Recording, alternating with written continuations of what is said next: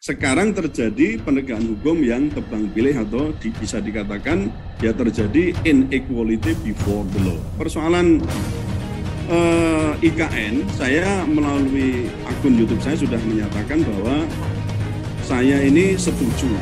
Setuju apa? Setuju untuk undang-undang IKN itu dibatalkan atau ditunda, maksudnya begitu loh ya. Setuju untuk program atau pelaksanaan pembangunan IKN itu tidak dilaksanakan pada saat kita sekarang sedang melakukan pemulihan ekonomi nasional.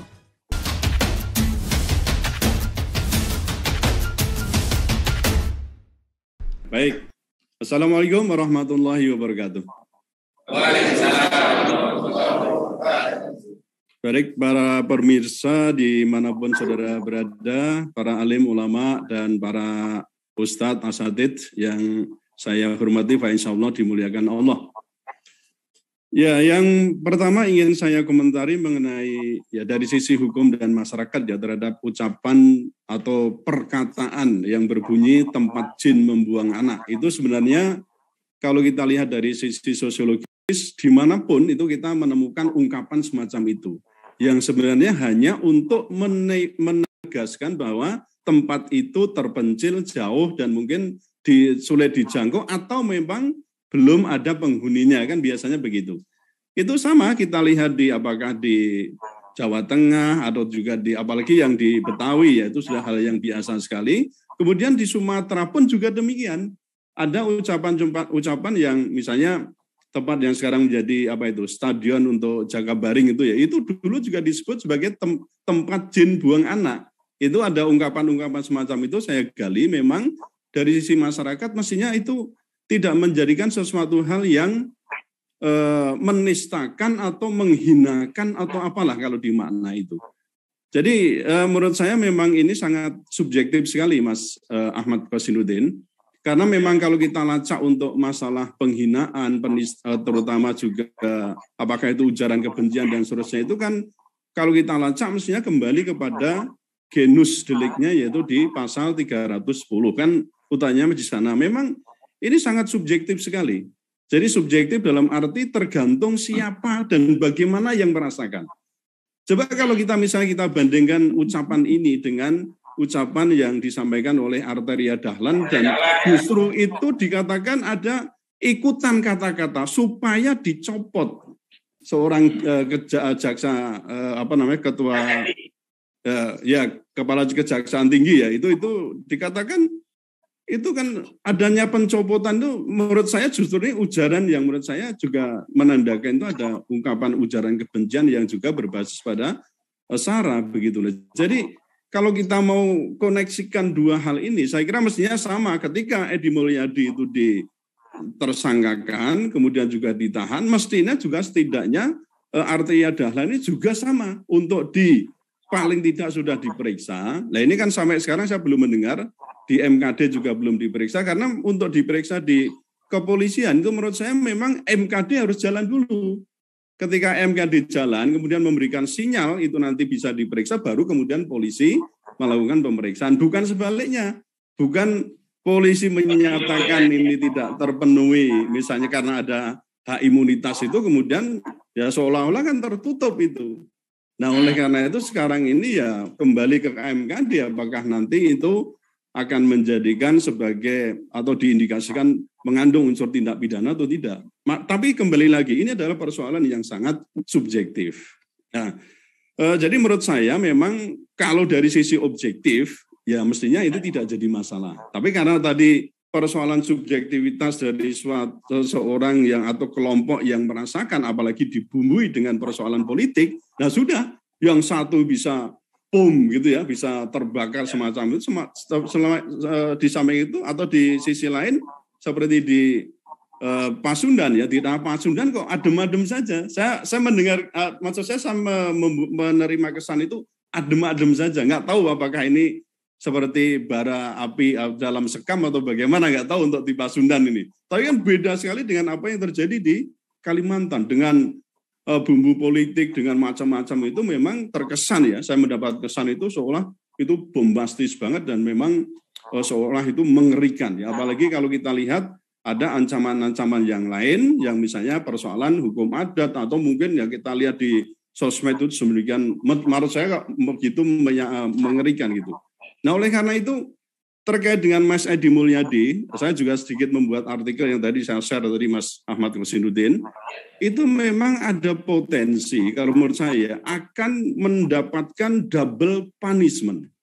Jadi apa namanya, ketika ini di tingkat hukum negara berjalan, seperti sekarang ini ya sudah ditahan, apalagi sudah mendatangkan berapa ahli itu ya, banyak ahli yang didatangkan, saksi yang diperiksa juga, dan menetapkan Mas Edi Mulyadi ini sebagai tersangka dan selanjutnya ditahan.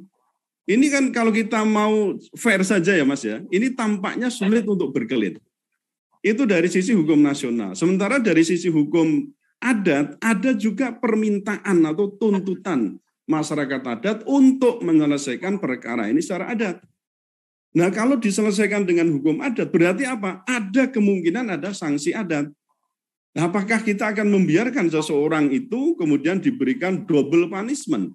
Ini ada ukuran sanksi hukum negara, kemudian ada sanksi hukum adat. Nah, kalau kita dasarkan pada undang-undang darurat ya, yang kita miliki itu undang-undang darurat tahun berapa itu? 57 ya Mas ya. Undang-undang nomor 1 tahun 57 itu ya itu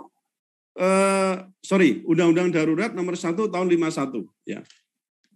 Itu kan ketika misalnya sudah diselesaikan secara adat, ini mestinya kan berarti adat dulu itu misalnya bisa dilakukan untuk penyelesaiannya. Kemudian baru misalnya tetap akan dilakukan pemeriksaan di tingkat negara, semestinya ada jurisprudensi Mahkamah Agung itu, ini negara tidak lagi berwenang untuk memberikan hukuman.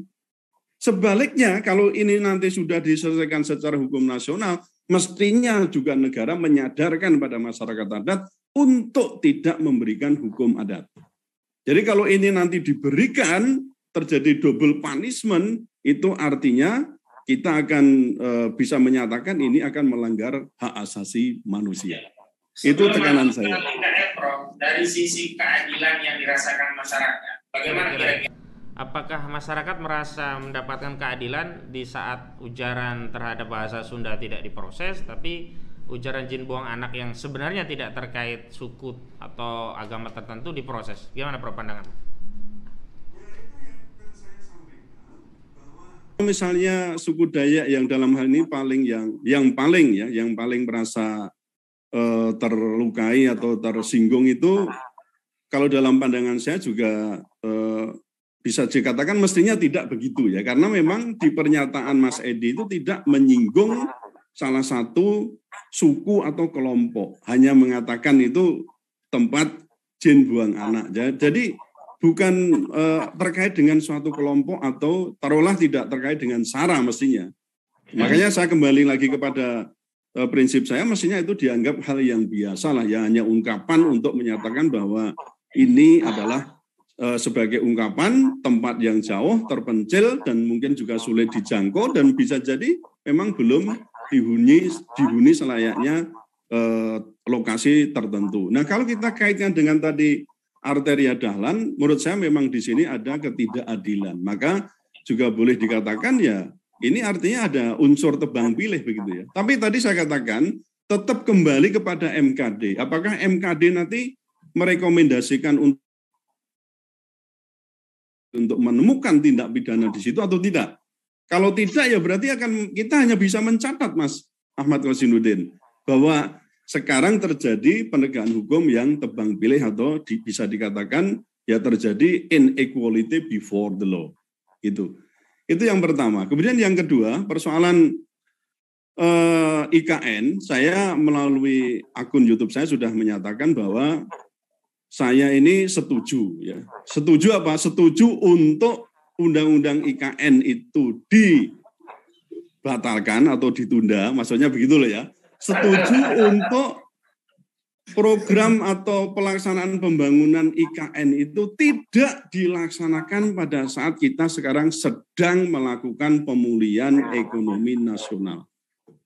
Itu prinsipnya, karena kalau kita mau nekat, ya saya beberapa kali juga menyampaikan apakah kita nanti ini sustainable atau tidak. Artinya nanti setelah kepemerintahan Pak Jokowi nanti siapa yang melanjutkan dan seterusnya. Jadi memang banyak hal di samping nanti Mas Agung ya akan menyampaikan soal oligarki dan seterusnya itu.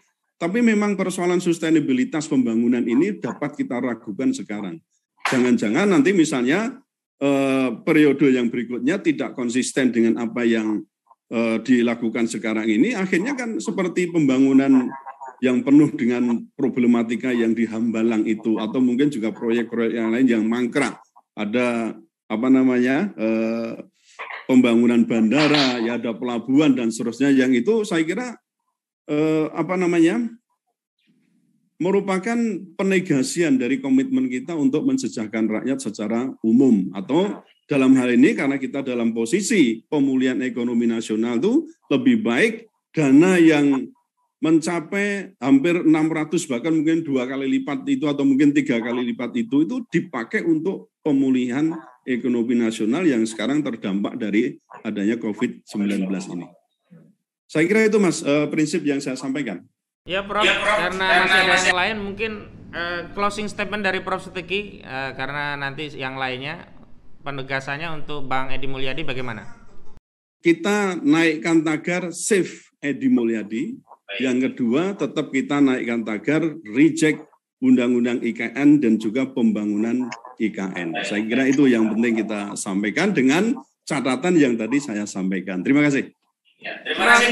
Silakan kalau ada kegiatan yang lain, kami akan melanjutkan kepada yang lainnya. Sehat selalu, tetap ramah, terdidik, dan berakal. Makasih. Assalamualaikum. Allahu Akbar. Masya Allah. Baik, demikian tadi pandangan dari Profesor Suteki, ahli hukum dan masyarakat yang pada pokoknya menyayangkan kenapa kasus ujaran jin buang anak itu bisa sampai proses pidana, dan juga menyayangkan semestinya kalaupun naik proses pidana harusnya adil karena ada Arteria Dahlan yang juga menyinggung masyarakat Sunda dengan ujaran bahasa Sunda dan meminta dipecat Kajati kok ternyata tidak ada proses hukum, dan kuncinya memang kembali ke Mahkamah Kehormatan Dewan yang hari ini juga belum bersidang untuk kasus Arteria Dahlan. Baik.